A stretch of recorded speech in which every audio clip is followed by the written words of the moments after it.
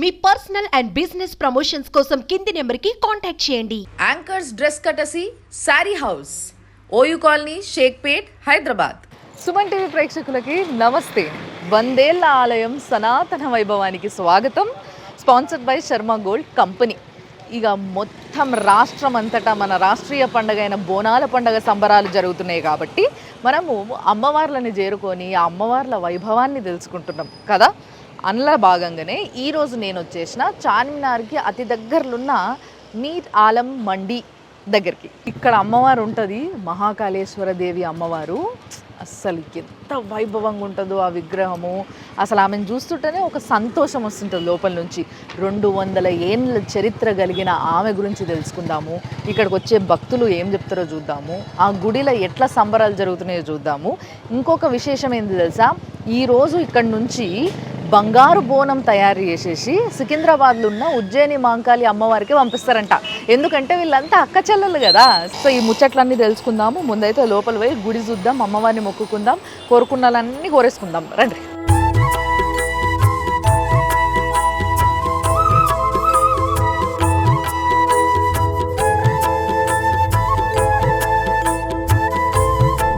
ఓహో, అస్సలు నిజంగా ఎంత బాగా అలంకరణ చేశారంటే, ఇక బోనాల పండుగ షురూ అయింది అని అంటేనే ఫుల్ పూలతోని అలంకరణ, అన్ని గుళ్ళు మంచిగా రిపేర్లు చేసేసుకొని పెయింట్లు వేసేసుకొని అసలు కలకలలాడిపోతుంటాయి. అబ్బా, ఈ కమాన్ కానీ గోపురం కానీ చాలా పెద్ద గుళ్ళు ఉంటాయి చూసినరా, ఏదైనా పుణ్యక్షేత్రాలు పెద్ద పెద్దవి ఎట్లుంటే ఆ లుక్ ఉంది.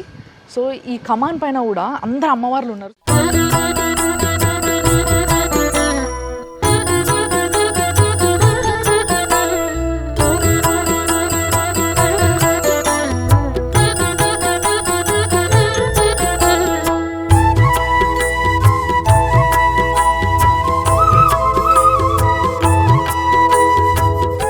ఇట్లా శక్తిపీఠాలు ఏవైతే ఉంటాయో 18 శక్తిపీఠాలు అవి ఇక్కడ అవి మొత్తం కూడా చెక్కిపిచ్చారు అన్నట్టు గ్రనైట్ పైన. ఇప్పుడు మెయిన్ ఎంట్రన్స్ ఇటు ఉంది, అంటే ఇట్లా ఎదురుగా మెయిన్ ఎంట్రన్స్ ఉంది. చూడండి అసలు మెయిన్ ఎంట్రన్స్ కూడా అంటే సింహద్వారం, అంటే సింహద్వారం లెక్కనే ఉంది. మొత్తం మంచి పూలతోనే అలంకారం చేసిండ్రు, మంచిగా రంగులు వేసిండ్రు, ముగ్గులు వేసిండ్రు.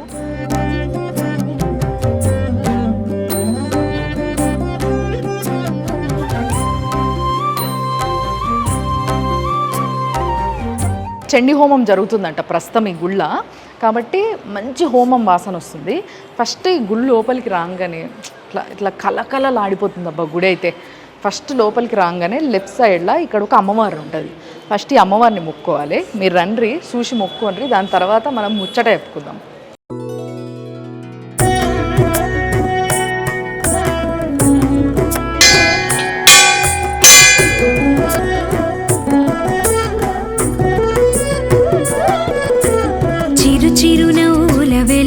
సరములు శ్రీంకారమునకు తేజముగా, సిరి సిరి మూవలు ఖలు ఖలు స్వరములు ఓంకారమునకు బీజముగా, చిట్టి పుట్టి అడుగుల బుడి బుడి నడకలు జగతిగతులనే తెలుపంగా, సిరులకు ఇలవై. ఈ గుడి కట్టడానికి ముఖ్యమైన కారణమే ఈ అమ్మవారు. అంటే ఈ అమ్మవారి కోసమే ఈ గుడిని కట్టినరు. మరి అదేంది ఇట్లా చిన్న గింతే ఉంది విగ్రహం. బేసిక్గా చాలా వరకు మనము కొన్ని గుళ్ళల్లో లోపలికి రాగానే మూల విరాట్ దగ్గరికి వెళ్ళిపోతుంటాం, కానీ అసలు మూల విగ్రహం ఏదైతే ఉంటుందో అది సెపరేట్ ఉంటుంది అన్నట్టు. సో ఇక్కడ కూడా సేమ్ వే ఇది కూడా ఇక్కడ ఈ లోపలికి రాగానే లెఫ్ట్ సైడ్లో అమ్మవారు ఏదైతే ఉందో ఇదే మూల విరాట్ అన్నట్టు బేసిక్గా. కానీ తర్వాత రీసెంట్గా ఒక 8 సంవత్సరాల క్రితము ఒక పెద్ద అమ్మవారిని, అంటే కాళికామాతని ఈడ పెట్టిర్రు. ఆ అమ్మవారిని కూడా నేను చూపిస్తా, ప్రతిష్ఠించి పూజలు చేస్తున్నారు. చాలా వైభవంగా ఉంటుంది అమ్మవారు. కానీ దానికన్నా ముందు ఈ అమ్మవారి పేరు శాకాంబరి అమ్మవారు. ఈమె శాకాంబరి అమ్మవారు అంటే మీకు అందరికీ తెలిసే ఉంటుంది. సంవత్సరానికి ఒక్కసారి ప్రతి ఒక్క గుళ్ళ శాకాంబరి అవతారం వేసి తీరుతారు. మీ అందరికీ తెలుసు కదా, విజయవాడ కనకదుర్గకు కానీ లేకపోతే వరంగల్లో ఉన్న భద్రకాళికి కానీ ఇట్లా ఏ శక్తిపీఠమైనా ఏ అమ్మవారైనా కానీ సంవత్సరంలో ఒకసారి, అది శరన్నవరాత్రుల టైంలో కానీ లేకపోతే ఈ బోనాల పండుగ టైంలో కానీ శాకాంబరి అమ్మవారి అవతారం వేస్తారు. సో శాకాంబరి అవతారం అంటే ఏంది అని అంటే మొత్తం కూరగాయలతోని అలంకరణ వేస్తారు అమ్మవారికి. అట్లా కూరగాయలతో అమ్మవారిని అలంకరించి ఆ కూరగాయలని మరుసటి రోజు ఒక రోజంతా ఆమె వంటి మీద ఉంటాయి కదా, సో ఆ కూరగాయల్ని ఆమె వంట మీకెళ్ళి తీసుకొని దాంతో కదంబం అనే నైవేద్యాన్ని తయారు చేస్తారు. కదంబం అంటే అన్ని కూరగాయలు, పప్పులు, బియ్యము వేసి, నెయ్యి వేసి, కాజు వేసి మంచి చేస్తారు, చాలా బాగుంటుంది. సో అది తయారు చేసి అది అందరికీ ప్రసాదం కింద పంచుతారు అన్నట్టు. ఆ ప్రసాదం తిన్నోళ్ళకి ఆరోగ్యాలు ఉంటాయి అని చెప్పి, ఎవరికి ఏ చిన్న లోపం ఉన్నా కానీ, బాడీలో ఏ ప్రాబ్లం ఉన్నా కానీ ఫట్టుమని ఎగిరిపోతుందంట. సో అదే ఆ అమ్మవారి స్పెషాలిటీ. అయితే ముఖ్యంగా ఇక్కడ ఈ మీరాలం మండిలో ఎందుకు శాకాంబరి అమ్మవారిని పెట్టినరు అనేది కదా అసలు ప్రశ్న. ఏంది అని అంటే, మీరాలం మండిల 1809 అప్పుడు ఆ కాలంలో అప్పుడు కూడా ఇక్కడ మండి ఉండేనంటే, మీరాలం మండి ఏదైతే ఉందో ఈ మార్కెట్ కూడా కూరగాయల మార్కెట్ అన్నట్టు. ఈ చుట్టుపక్కల ఉన్న వాళ్ళందరూ ఏదైనా దావత్లుండి పెద్ద మొత్తంలో కూరగాయలు కొనుక్కోవాలన్నా, సౌదాలు కొనుక్కోవాలన్నా మీరాలం మండికే వస్తారు. సో ఇక్కడ ఉన్న ఈ ఎవరైతే వ్యాపారవేత్తలు ఉంటారో వాళ్ళందరికీ ఈ 1809 ఆ సమయంలో కరువు కాటకాలు వచ్చినాయి అన్నమాట. అప్పుడు విపరీతంగా జబ్బులు జనాలకి, ఒకటే వాటి వల్ల జనాలు చనిపోవడం, మందు లేక. ఆ నష్టం టైంలో కూరగాయలు లేక, వ్యాపారవేత్తలకు తినేటందుకు తిండి లేక అట్లా కష్టపడుతున్న సమయంలో ఏం చేసిండ్రంటే, ఇక్కడ అమ్మవారు ఏదైతే ఇప్పుడు మనం శాకాంబరిని మొక్కినామో అక్కడ ఒక రావి చెట్టు ఉండేనంట. ఆ రావి చెట్టు కింద అంటే వాళ్ళ పూర్వీకులు 1809 ఎవరైతే ఉండేనో వాళ్ళ పూర్వీకులు చెప్పారట, అప్పట్లో ఇక్కడ ఒక అమ్మవారు ఉండేది, అమ్మవారి రూపం ఉండేది అని చెప్పి. అదేది లేనప్పటికీ ఒక రావి చెట్టు కింద ఇంత పెద్ద చెమ్మె పెట్టి దీపం పెట్టిర్రట. దీపం పెట్టి అమ్మవారే ఆ దీపం అని నమ్మి ఆ రావి చెట్టుకి పూజలు చేసారట. సో మీ అందరికీ తెలుసు కదా ఈ ముచ్చట్ల అంటే ఈ సారంలో మనకు అర్థమైంది ఏంది అని అంటే, మనస్ఫూర్తిగా అది రాయి కానీ, చెట్టు కానీ, దీపం కానీ, మనిషి కానీ, ప్రాణం ఉన్నది కానీ లేనిది కానీ, ఇంట్లో అమ్మవారు ఉంది, నేను కోరుకున్నది తీరుస్తుంది, నా ముచ్చటంతా నేను చెప్పుకోవచ్చు, నా బాధను నేను ఎల్లబెట్టుకోవచ్చు అని మనం ఎప్పుడైతే మనస్ఫూర్తిగా నమ్మి ఆ అమ్మవారికి చెప్పుకుంటామో, ఏ రూపంలో అయినా ఉన్న ఆ అమ్మవారికి చెప్పుకుంటామో, సర్వాంతర్యామి కదా ఆమె, అప్పుడు ఆమె నేనున్నా అని కాపాడుతుంది మనని. అదే దానికే నిదర్శనం ఇక్కడున్న ఈ శాకాంబరి అమ్మవారు. సో ఈ అమ్మవారికి ఒక రూపం లేనప్పుడు దీపం పెట్టి పూజ చేసినప్పుడే అందరి కరువు కాటకాలు పోయినాయి, అందరూ చాలా మంచిగా బాగుపడ్డరు. సో అట్లా బాగుపడ్డరు కాబట్టి ఈ అమ్మవారికి ఇంత పెద్ద గుడిని కట్టినరు. ఇంత పెద్ద, అసలు ఎంత పెద్ద ఉందంటే ఈ గుడి, గ్రామదేవత గుడి ఇంత పెద్ద ఉండడము, లేకపోతే శాకాంబరి అమ్మవారికి ఒక గుడి ఉండడము అన్న విషయమే చాలా విచిత్రం. అలాంటిది మార్కెట్ మధ్యలో, ఇళ్ళ మధ్యలో మంచిగా అసలు కనిపించదు, కానీ లోపలికి చూస్తే చాలా పెద్ద, ఇంత పెద్ద ఉంది ఆ గుడి అనిపిస్తుంది, పరేషాన్ అవుతారు. సో అలాంటి గుడి అనమాట. ఇప్పుడు ఆ అమ్మవారి దగ్గర నుంచి వెళ్ళి నేను ఇంకొంచెం ముందుకు వస్తున్నాను. ఈ ముందుకు వస్తే ఇక్కడ మూల విరాట్ ఉంది. అమ్మవారిని ఇక్కడ చూడండి ఎంత పెద్దగా, ఎంత వైభవంగా ఉందో అసలు ఆమె. అరే రే రే రే అసలు మొత్తం 10 చేతులతోని త్రిశూలము, శంఖము, చక్రము అన్ని ఆయుధాలు పట్టుకొని, ఆమె పుష్పం పట్టుకొని, కుంకుమ పట్టుకొని, నెత్తి మీద మంచి చంద్రుడు, సూర్యుడు, అసలు ఎంత బాగుందో. ఆ ముక్కు పుడక చూడండి ఎంత అందంగా ఉంది. అసలు చూస్తున్నా కొద్ది చూడబుద్ధి అవుతుంటుంది. ఏమి కోరినా కూడా తీర్చే అమ్మవారు నా ముందు కూర్చొని వింటుందేమో అనిపిస్తుంది. అలాంటి అమ్మవారి విగ్రహం ఈడ ప్రతిష్ఠించరు. అక్కడ చూసిన కదా శ్రీచక్రం కూడా ఉంది కింద, శ్రీచక్రానికి కూడా పూజ చేస్తుంటారు అన్నట్టు.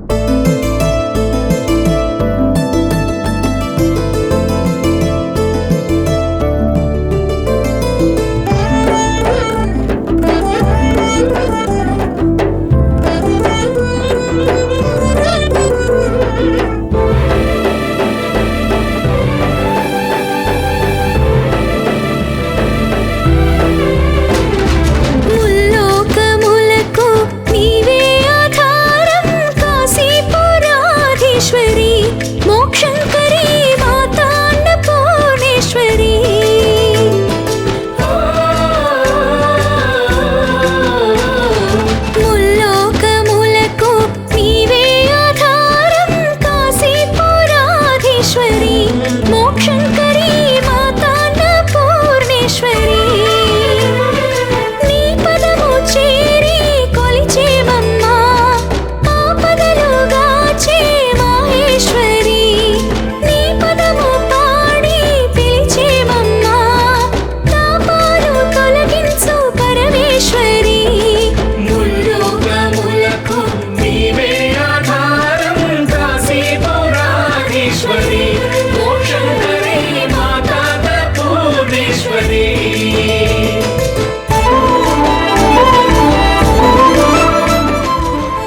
ఇక అమ్మవారికి ప్రతి సంవత్సరం ఆషాఢ మాసంలో అసలు మస్తు పూజలు చేస్తారంట. ఫస్ట్ అమ్మవారికి మహాభిషేకం చేసిండ్రంట. దాని తర్వాత ముగ్గురు అమ్మవార్లకి త్రిశత శక్తి పూజ అని చేస్తారంట. అంటే చండీ హోమంకి ముందు ముగ్గురు అమ్మవార్లని, సరస్వతీదేవిని, దుర్గాదేవిని, లక్ష్మీదేవిని ముగ్గురిని ఆహ్వానం చేసి వాళ్ళకి పారాయణం చేస్తారంట. దాని తర్వాత నవగ్రహ పూజలు చేస్తారు. ఇవన్నీ పూజల తర్వాత ఆ బయట హోమగుండం ఉంది, ఆడ చండీ హోమం చేస్తారనమాట. సో ఇక్కడ ఉన్న మొత్తం అందరు వ్యాపారవేత్తలు కానీ జనాలందరూ కానీ చుట్టుపక్కల ఉన్న వాళ్ళందరూ కూడా మంచి సుభిక్షంగా ఉండాలి, మంచి సంతోషంగా ఉండాలి, ఆరోగ్యంగా ఉండాలని చెప్పేసి ఇలాంటి పూజలు అన్నీ కూడా ఈ గుళ్ళ చేపించడం జరుగుతుంది అనమాట. సో అంతేకాకుండా ఈరోజు అంటే మేము వచ్చిన ఈరోజు ఎంత శుభదినం అంటే నిజంగా చెప్పాలంటే ఇక్కడి నుంచి అంటే ఇప్పుడు ఉజ్జయిని మహంకాళ అమ్మవారు ఉంది కదా సికింద్రాబాద్లో, అక్కడ ఈరోజు బోనాలు కదా. అంటే ఈ వారం అక్కడ బోనాలు నడుస్తుంది కాబట్టి, బోనాల పండుగ నడుస్తుంది కాబట్టి ఒక్కొక్క వారం ఒక్కొక్క గుడికి నడుస్తుంది కదా మన దగ్గర. సో ఇప్పుడు ఉజ్జయిని మహంకాళ అమ్మవారు సికింద్రాబాద్లో ఉన్న ఆమెకి బోనాలు అవుతున్నాయి కాబట్టి లష్కర్ బోనాలు ఇక్కడి నుంచి వెళ్ళి బంగారు బోనం తయారు చేసి అమ్మవారికి పంపిస్తారంట. ఎస్, సో ఈ అమ్మవారు అక్కచెల్లెలు కాబట్టి అక్కచెల్లెళ్ళు క్యారేజ్ పంపించుకున్నట్టు అన్నట్టు సింపుల్గా చెప్పాలంటే అట్లా. సో ఈడికెళ్ళి బంగారు బోనంని ఆ అమ్మవారికి తోలిస్తారంట. అది కూడా ఇప్పుడు మొదలు పెడతారంట. ఆ కార్యక్రమం కూడా శురువు అవుతుందంట.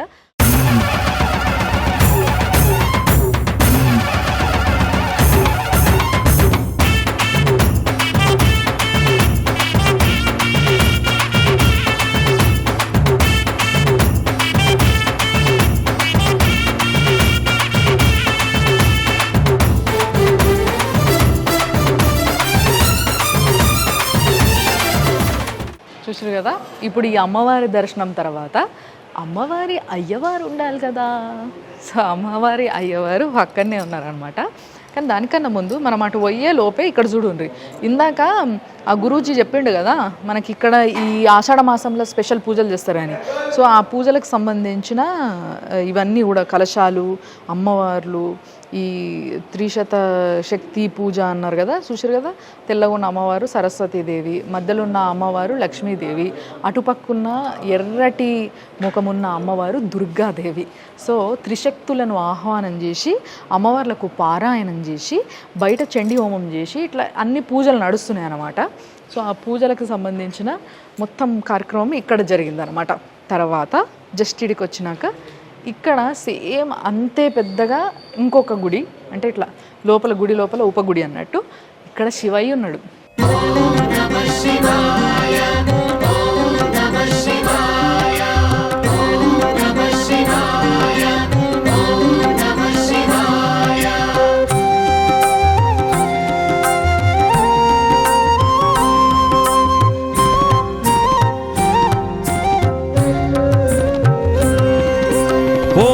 శంకర అరుణ శివ. చూసింది కదా శివయ్య రూపం, ఆ లింగ రూపం ఎంత పెద్ద ఉందో. మళ్ళీ లోపలనే వినాయకుడు, కుమారస్వామి వాళ్ళిద్దరు కూడా ఉన్నారు లోపలనే.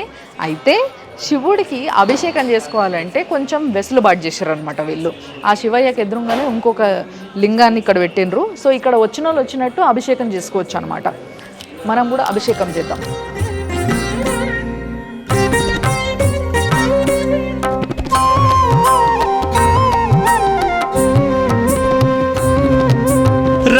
సామశర అరుణ శివ, రజలాద్రి శృంగ అరుణ శివ, పాలలోచన అరుణ శివ. సో ఇక్కడ ఇట్లా శివయ్య అని పెట్టిరన్నమాట. వచ్చిన వాళ్ళు వచ్చినట్టు ఇట్లా మంచిగా ఒక నీళ్ళు, ఒక చెంబడి నీళ్ళు వస్తే చాలు కదా ఆయనకి. సో అట్లా అభిషేకం చేస్తారు. కరుణ శివ.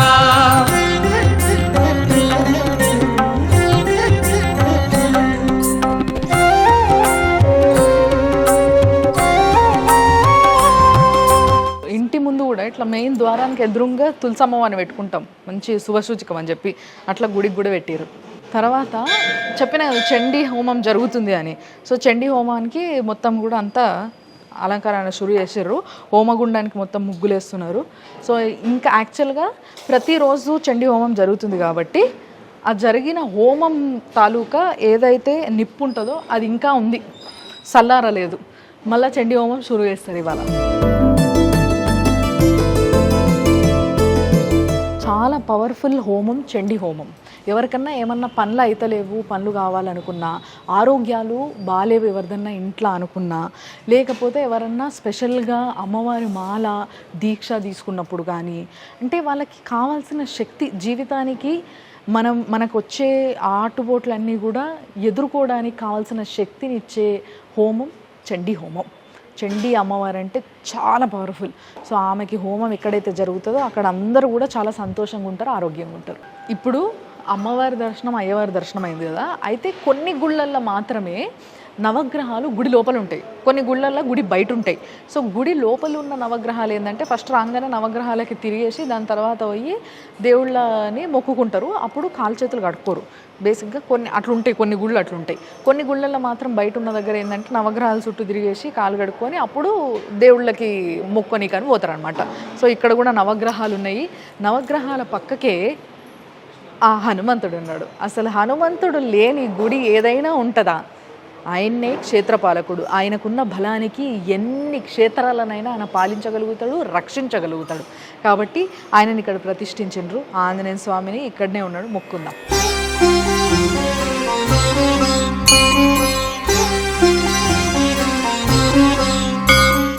ఇప్పుడు మీ అందరికీ సుబ్రహ్మణ్య స్వామిని చూపిస్తారండి. సుబ్రహ్మణ్య స్వామికి మొక్కుకుంటే ఏ దోషాలు ఉన్నాయి పోతాయంట. అంటే చాలామందికి పెళ్ళిళ్ళు కాని దోషాలు, అంటే నాగసర్ప దోషాలు, కాలసర్ప దోషాలు ఇట్లుంటాయి కదా. సో అట్లా ఆ దోషాలన్నీ పోవాలంటే సుబ్రహ్మణ్య స్వామిని మించిన దేవుడు లేడు. ఎందుకంటే నాగదేవతలన్నిటికీ ఆయన్ని అధిపతి కాబట్టి.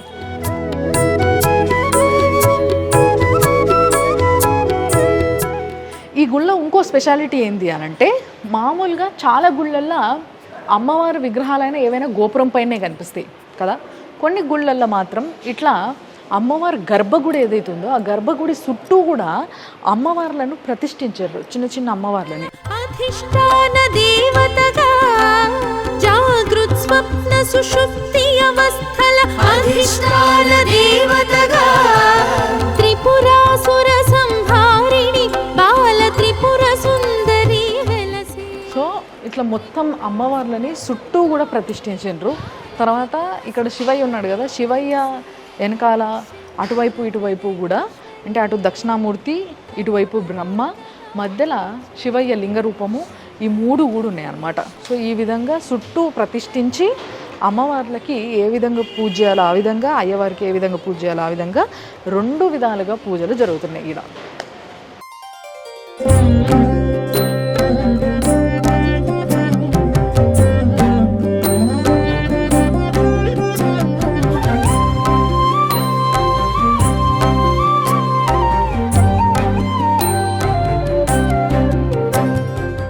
ఇంకొక అసలు విశిష్టమైన ముచ్చట ఏంది అని అంటే, ఈ గుడి యొక్క చైర్మన్ ఎవరైతే ఉన్నారో గాజుల అంజయ్య అని చెప్పేసి, ఆయన బోనాల పండుగను నెక్స్ట్ లెవెల్కి తీసుకుపోయింది అనే చెప్పాలి. తెలంగాణలో దాదాపు ఒక 2000 నుంచి 3000 గుళ్ళల్లో బోనాల పండుగ సంబరాలు అవుతాయి. కానీ ఈ గుడి దగ్గర సంబరాలు అయినప్పుడు మాత్రం ఎట్లా అంటే, ప్రతి సంవత్సరం కూడా అంటే మొట్టమొదట ఫస్ట్ టైం తెలంగాణలో బోనాల పండగ సంబరాల కోసం అని చెప్పేసి వేరే రాష్ట్రాల నుంచి అక్కడున్న ఏవైతే వాళ్ళ ట్రెడిషన్, అంటే వాళ్ళకి దగ్గర ఇప్పుడు కేరళ నుంచి వెళ్ళి సింగారి వాయిద్యం అంటారు చూసిండ్రా, ఇట్లా అని డ్రమ్స్ కొడతారు అది, అండ్ పులి ఆటలు ఒకటి, తర్వాత కవాలి, తర్వాత పంచవాయిద్యం ఒకటి. సో ఇట్లాంటివన్నీ ఒక్క కేరళ నుంచే కాదు, మన రాష్ట్రంలో ప్రతి జిల్లా నుంచి వెళ్ళి వాళ్ళకు ఉన్న టాలెంట్ ఏదైతే ఉంటుందో ప్రతి కళాకారులు, అంటే నాట్యాలు చేసేటోళ్ళు, లేకపోతే ఒగ్గు కథ చెప్పేటోళ్ళు, తర్వాత దాండియా ఆడేటోళ్ళు, ఇట్లా చాలామంది మొత్తం అన్ని వేషధారణలు అమ్మవారు వేషం వేసుకొని ఒక ఇట్లా ఇది చేస్తారు కదా, మొత్తం అందరు కలిసి ఒక సమ్మేళన లాగా ఇట్లా యాత్ర తీస్తారు కదా, బోనాలు తీస్తారు, ఘటాలు తీస్తారు చూసిండ్రా. అట్లా చేసినప్పుడు మొత్తం అక్కడి నుంచి మొత్తం అన్ని జిల్లాల నుంచి అన్ని రాష్ట్రాల నుంచి వెళ్ళి వాళ్ళ కళా నైపుణ్యాన్ని ఇక్కడ ప్రదర్శించేటందుకు వస్తారన్నమాట చాలామంది. సో అట్లా ఈడికి వచ్చి ఆ సంబరాలను ఈ గుడి నుంచే మొదలుపెట్టారు మొట్టమొదటిసారి తెలంగాణలో. ఆ ముచ్చట ఒకటి ఇక్కడ చాలా స్పెషల్. చెప్పినా కదా, ఇక్కడి నుంచి వెళ్ళి బంగారు బోనము ఈ మహంకాళి అమ్మవారి దగ్గర నుంచి వెళ్ళి ఉజ్జయిని మహంకాళి అమ్మవారి గుడి ఉన్నది కదా సికింద్రాబాద్లో, ఆడికి బంగారు బోనం పోతుంది అన్నట్టు. సో మరి ఆ బంగారు బోనం ఇప్పుడు నా ముందున్నది, ప్లస్ ఈ గుడి చైర్మన్ గాజుల అంజయ్య అన్న ఈయనే ఉన్నాడు. మరి ఆయనతో మాట్లాడదాం. అసలు ఎంత అద్భుతంగా ఉందంటే ఈ గుడికి వచ్చిన ప్రతి ఒక్కరికి చాలా మనశ్శాంతిగా, చాలా సంబరంగా అనిపిస్తుంది అన్నట్టు. అన్న నమస్తే. నమస్కారం అమ్మ. బాగున్నారా అన్న? బాగున్నా తల్లి. నిజంగా అన్న ఈ బోనము ఇట్లా చూస్తేనే అసలు కలకలలాడిపోతుంది మామూలుగా. అసలు బంగారు బోనం ఈడికెళ్ళి అడిగి పంపించుడు అనేది ఎప్పటి నుంచి మొదలైంది ఈ ఆచారం, ఎందుకు అట్లా? ఓం శ్రీ మాత్రే నమ, ఓం శ్రీ మహాకాళేశ్వరాయ నమ. మొట్టమొదటి గుడి చరిత్ర చెప్తాను మీకు. 1809 సంవత్సరంలో మా పూర్వీకులు అప్పుడు ఇక్కడ ఒక రాగి ముక్క నాటి అమ్మవారిని ప్రతిష్ఠించడం జరిగింది. అప్పటి నుండి కూడా ఈ బోనాల పండుగ అంగరంగ వైభవంగా ఈ గుడిలో జరుగుతుంది. 1985లో మా పూర్వీకులు నా గుడి తాళం చెప్ప చిన్నగా ఉండే గుడి, ఆ గుడి నాకు అప్పచెప్పారు. మొన్న జూన్ 30 తారీఖు నాడు 40 ఏళ్ళు దాటినే యునానిమస్గా ప్రెసిడెంట్ నేను, చైర్మన్ గుడికి. అయితే గుడి ప్రత్యేకత ఏందమ్మా, ఇక్కడ మిరాలం మండి 1805 సంవత్సరంలో మిరాలం మండి స్థాపించారు. నవంబర్ 2015లో ఈ గుడి పునర్నిర్మాణించుకోవాలి, గుడి సరిపోతలేదు మాకు, ఇంకా పెద్దగా చేయాలి అని అమ్మవారి సంకల్పం కోసానికి మేము ఇక్కడనే కూర్చొని చాలా రోజులు అమ్మవారికి కోరుకోవడం జరిగింది. అయితే అమ్మవారు మాకు ఆదేశించింది, సరే కట్టుకోమని, పునర్నిర్మాణించుకోమని. అప్పుడు మేము కేవలం 126 రోజులనే ఈ గుడి మొత్తం పంచ కలర్తో సహా, ఆ గోపురంతో సహా 126 రోజుల గుడి పునర్నిర్మాణం జరిగింది. 1985 నుండి ఇక్కడ శతచండీ హోమాలు జరపడం, అమ్మవారికి 9 రోజులు పూజ చేసుకోవడం, బోనాల పండుగ, అది నవరాత్రులు, వినాయక చవితి, కార్తీక మాసం పూజలు ఇక్కడ అంగరంగ వైభవంగా జరుగుతాయి. ప్రత్యేకంగా ఇక్కడ తిరుపతిలో ఏదైతే సహస్ర దీపోత్సవం ఉంటుందో అదేవిధంగా ఇక్కడ కూడా సహస్ర దీపోత్సవం పెట్టి 10 రోజులు అమ్మవారికి పూజించుకోవడం జరుగుతుంది. 2018లో ఈ బంగారు బోనం అనేది నాకు ఏం తెలియదు, అమ్మవారి సంకల్పం వచ్చినట్టుంది నాకు. నేను కూర్చుంటే నా మైండ్లో వచ్చింది బంగారం బోనం చేయాలి, ఈ సప్తమాతలకు సప్తబోనం పెట్టాలి, ఆషాఢ మాసం నెల మొత్తం మనం బోనాలు చేసుకోవాలి. అది ఆలోచన చేసి నేను మా కమిటీ సభ్యులు అందరం కూడా ఇక్కడ కూర్చొని సప్తబోనం అని, ఫస్ట్ బోనం గోల్కొండ, రెండో బోనం బల్కంపేట్, మూడో బోనం జూలీస్ పెద్దమ్మ, నాలుగో బోనం విజయవాడ కనకదుర్గమ్మకు. ఈసారి విజయవాడ కనుక దాదాపు 2000 మందితో పోయాం. గవర్నమెంట్ వాళ్ళు మాకు స్వాగతం పలికారు. అంటే తెలంగాణ రాష్ట్రీయ పండుగ అయిన బోనాలని, ఆ బోనాల పండుగకి మనం చేసుకునే సంబరాలని వాళ్ళు కూడా దాన్ని ఇన్వైట్ చేసిండ్రు, అంటే వాళ్ళు కూడా తీసుకుని యాక్సెప్ట్ చేసిండ్రు. అది చాలా గొప్ప విషయం. ఓటింగ్స్ వాళ్ళు వేసారు కంప్లీట్ గా. వేసిన తర్వాత అక్కడి నుండి ఈవో గారు వచ్చి దంపతితో పూజ చేశారు. అక్కడి నుండి కొండపైకి పోయాం.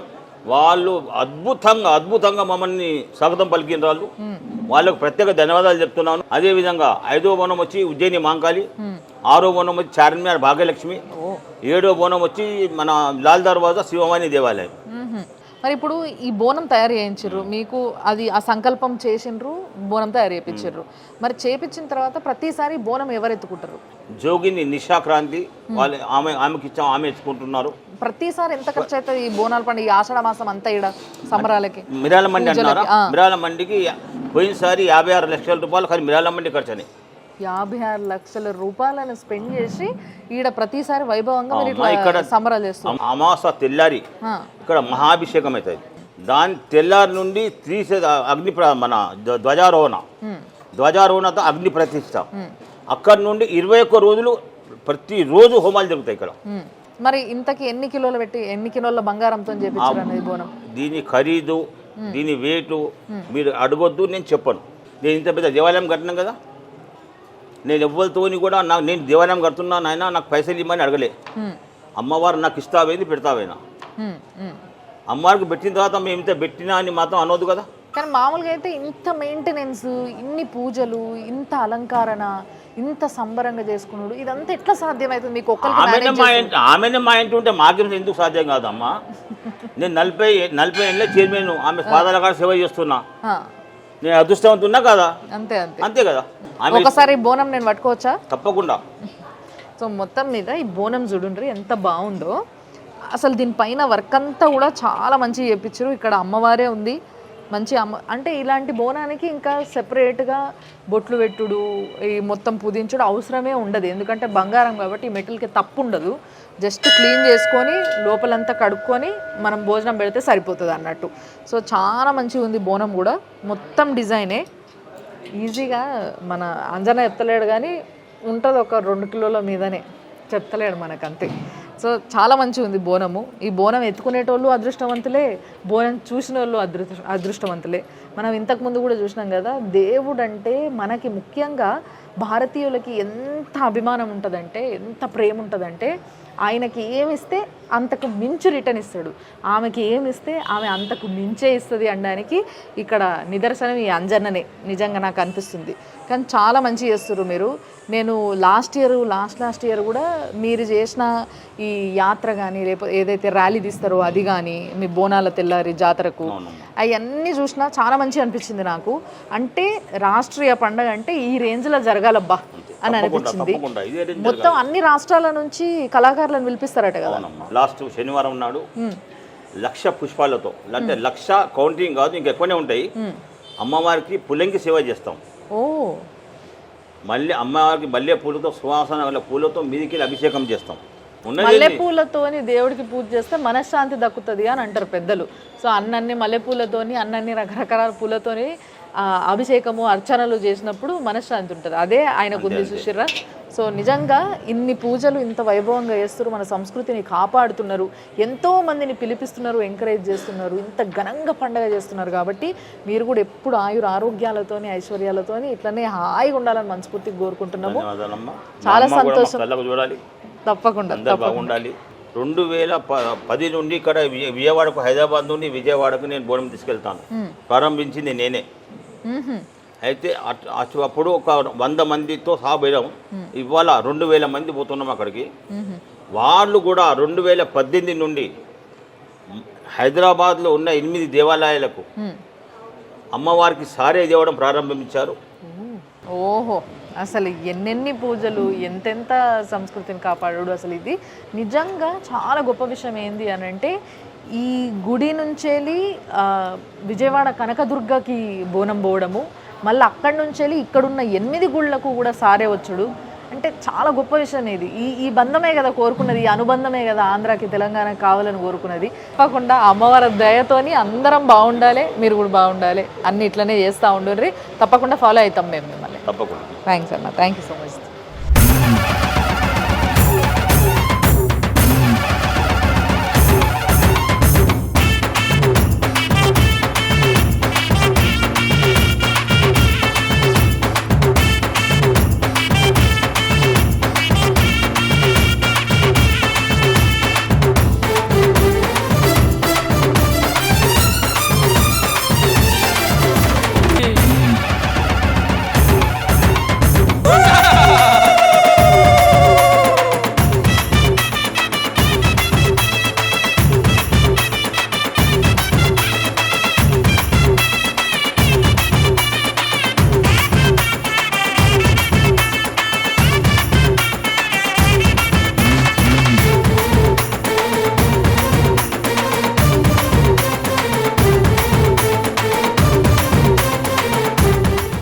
చూసిండ్రు కదా, ఇది ఈ వారం 100 ఏళ్ల ఆలయం సనాతన వైభవం, sponsored by Sharma gold company. ఇట్లాంటి ఇంకా గొప్ప గుళ్ళు మన చుట్టే చాలా ఉన్నాయి. ఆ గుళ్ళన్నిటిని దర్శించుకుందాము. మీరు చూస్తూనే ఉండండి సుమన్ టీవీలో. మళ్ళొకసారి 100 ఏళ్ల ఆలయం సనాతన వైభవం, sponsored by Sharma gold company. Anchors dress కటసి sari house, OU colony, Shaikpet, Hyderabad.